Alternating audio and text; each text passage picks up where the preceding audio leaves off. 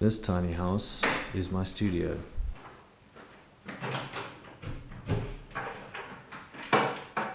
It is 2.5 meters wide and 6 meters long. So that's 15 square meters. In today's video, I'll be sharing some ideas about tiny houses and speaking to experts to try and understand why we love tiny so much.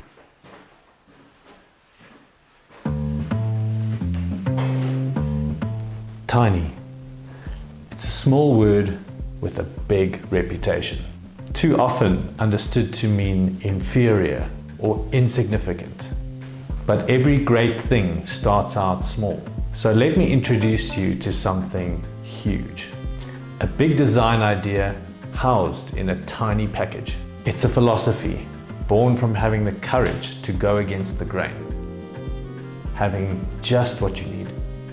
Living with less, not more. Liberating, isn't it?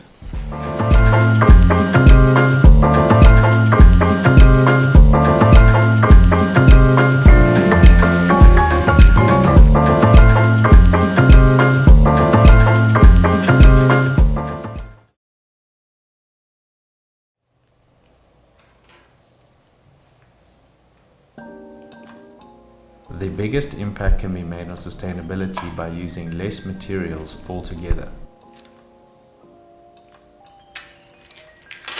The average tiny house is 17 square meters, where the average house is 195 square meters. That's 11 tiny houses. Tiny has a little CO2 footprint. By packing more in, you create efficiencies across the spaces. Rethink tiny, where every square centimeter matters. Tiny controls its environment easily, leaving less carbon in its tracks.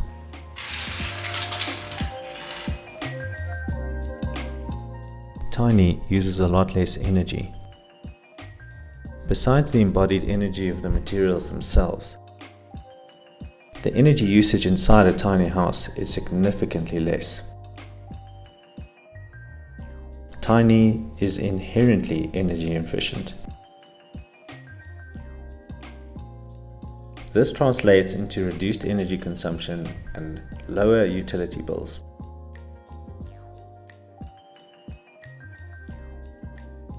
Less space to heat or cool, to light or to ventilate. Tiny is mindful.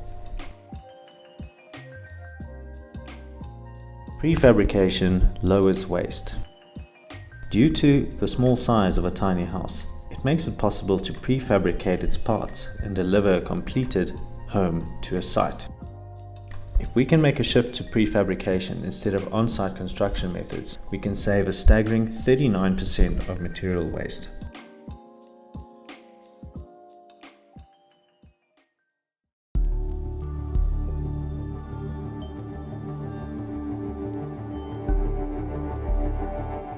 I actually came across you and your carbon positive house that you designed in this book, 150 Best Tiny Homes. I found this very inspiring, and I've seen a lot of the work you do is based on modular design. How important is modularity and scale in the context of tiny homes? A car with 4 wheels can take you from A to B, and people are often more than happy to choose the same kind of car that they see that they like, but have options for different color of the car. And similar to architecture, there should be the same synergy. The only difference with architecture is every site's unique, every opportunity is unique, every aspiration with sunrise, sunset, the wind and the orientation and the views differs wildly. So unfortunately, with a house, there always needs to be modularity in as far as the shape can be the same, but the aspect and the views and the orientation and the sun generates different designs often. The way we work with our modular suppliers is they inevitably do upwards of 200 to 300 homes a year. So you're not having one manufacturer or one builder chasing unique and bespoke trades from site to site. Through uniformity and repetition creates cost efficiencies that you just don't get in the architectural industry. How does this improve the speed of construction or speed of supply? Well, speed of supply is super easy through manufacturing. We have homes built within 12 weeks that will take 12 months on site. So they're absolutely no-brainer that you can get you can get speed and efficiency. That's something definitely for the future. With your AI comes your automation, comes your line manufacturing, comes your kind of efficiencies, I guess. You know, with AI coming into play, I reckon it won't be long until all these different factors then can be brought together with a site being orientated here, and then all of a sudden you're generating these beautifully designed homes that are based upon a style that you fed into AI. Back to the carbon positive house, I've been looking at the cross section, which is really fascinating on how you manage the energy usage and the airflow and the orientation. The easiest way of explaining that is creating airtight solutions, and so minimizing air leakage out of a home, air tightness, cross ventilation, and the right egress and stopping and allowing sun to come in and go. You can manipulate your larger spaces, but as long as your wet areas and your more concentrated spaces remain intact, then we find that every house we do it responds to the site and its opportunities. The aspirational homes of, you know, contemporary humans is to have that one bespoke home fit for the one purpose. Yeah. And as I mentioned, like it's, you know, you can get a lot more regularity and formality in a design and create machines for life.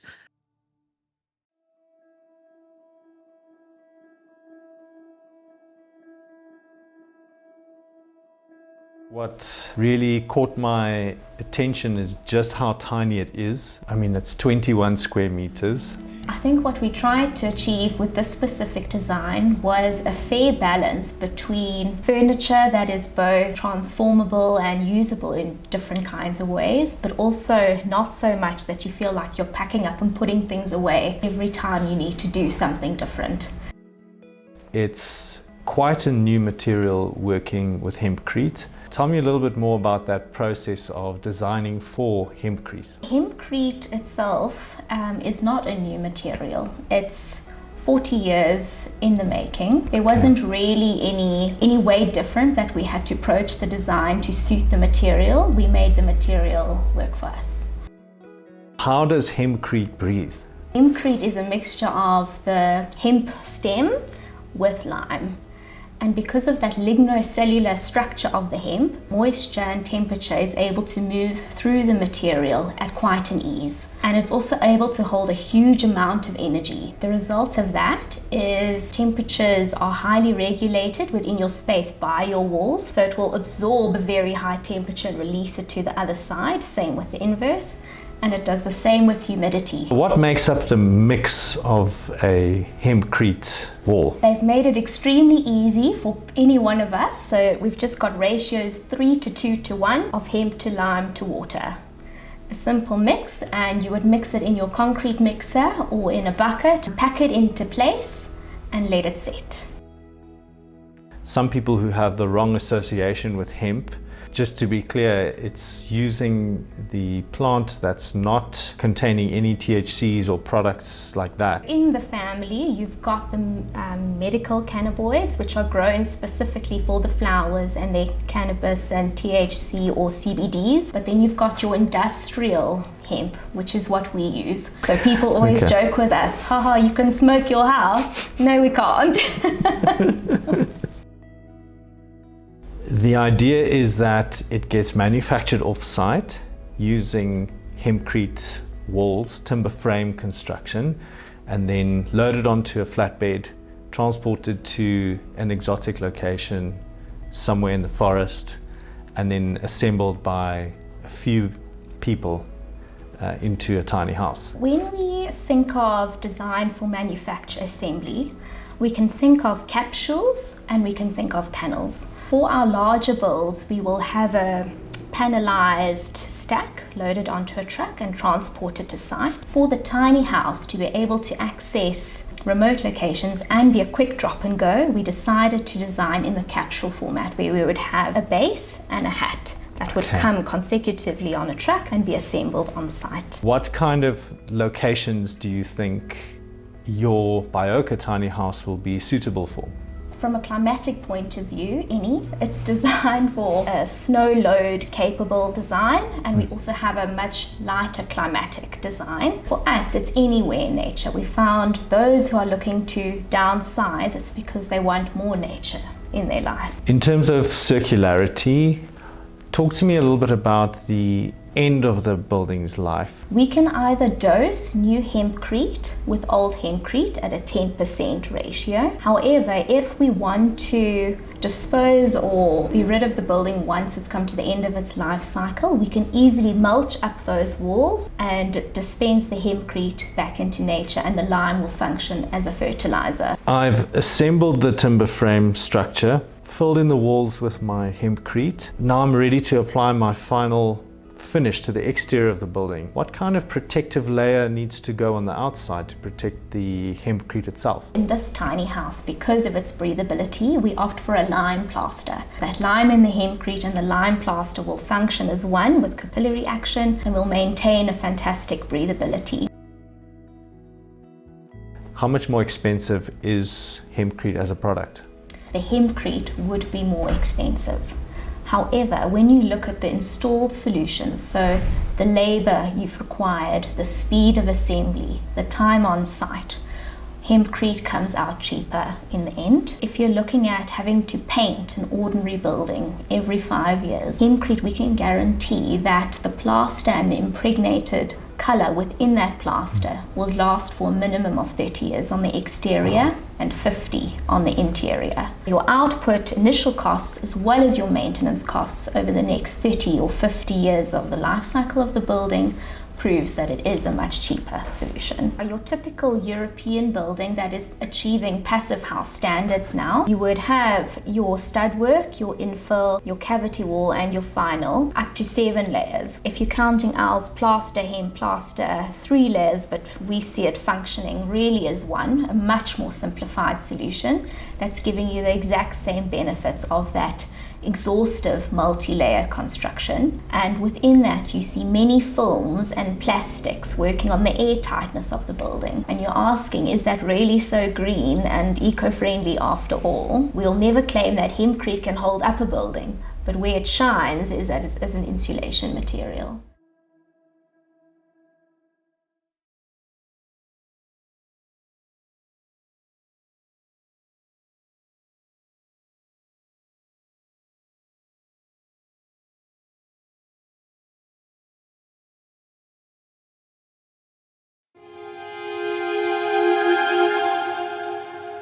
Rammed earth, it to me feels like clay almost, like you're building with your hands out of clay this whole structure.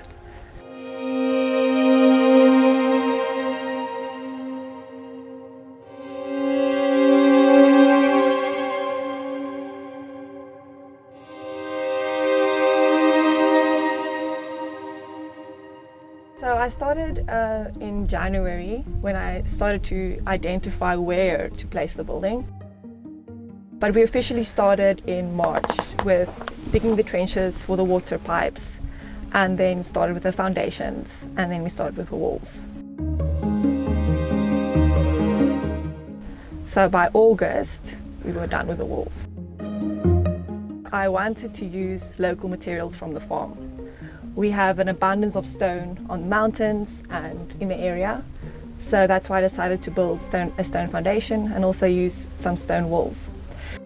I also decided to do rammed earth walls because we have the most beautiful red, rich soil in the area on the farm. It has the perfect combination of clay and sand.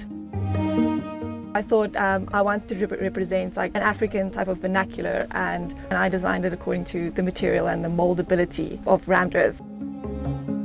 So I wanted to bring in a round segment to the building. It's quite difficult to build a curve because of the formwork you need to build. I also wanted to push rammed earth and show you can build curves. You can teach anyone. You need to be able to stamp for a long time. As long as the formwork is strong and your formwork guy knows that the formwork is straight, then you're good. It took us a long time because you need to put up the shutters, mix the soil, and manually stamp the wall. I did a test of 2%, 4%, and 6% hydrated building lime with a bit of river sand that I brought in, and then just soil from the area.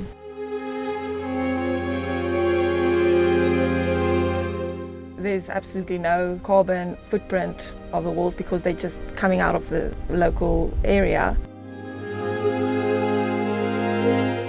I hope that it's a very popular destination and more people come and stay, that it's fully booked when we eventually go live.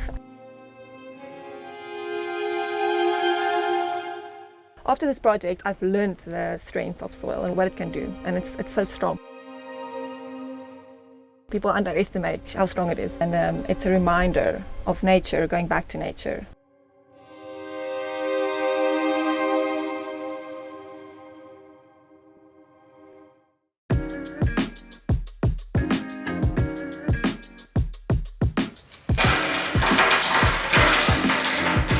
Let's talk about money. So we know tiny houses bring you closer to nature. Because of the scale of the tiny house, you can find a small piece of land that is inaccessible to other developers and build your tiny house on that piece of land. This is called location arbitrage. So because of the scale of the tiny house, it affords you flexibility, so you can actually move your tiny house around from different sites depending on where you want to be. There is an increase in the rate per square meter cost of building a tiny house. However, tiny has an offset. After all, you're not building very many square meters. All of this adds up to one thing, and that's choice. You get to live in the place you want to be at a fraction of the cost without this big mortgage or bond hanging over your head, and you also don't have very high living expenses. If you're a developer, tiny houses are a great way to build up rental stock. Because of the speed of construction, the ease of delivery, you can actually build up quite a number of rental properties fairly quickly. If you already own a piece of land, or you have a house with an open piece of land next to it, then that cost is already taken care of. All you have to do is order your tiny house, have it delivered, and start renting it out. Okay, so how did the case study houses rank on cost? Well, the Bioka tiny house was the cheapest, 775,000 Rand. Next was Earth House, 1.85 million Rand. And the most expensive one Was the Carbon Positive House, 4.8 million Rand. But we have to remember, this one is in Australia. If we had to use coins, each coin is worth 350,000 Rand. Bioka House will get two and one coin. Then the Earth House, 5. Carbon Positive House would get 13 coins.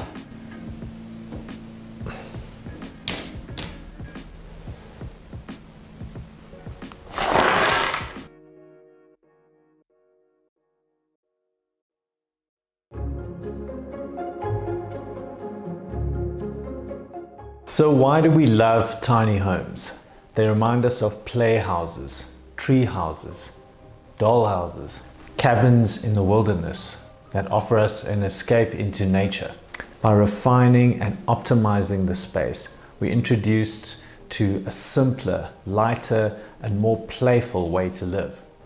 The financial benefits mean that we can live mortgage-free without the stress of high living expenses. Tiny homes take us to our dream location, an exotic place far off in our imagination. They are kind to the environment, and most of all, they're fun to build and to live in.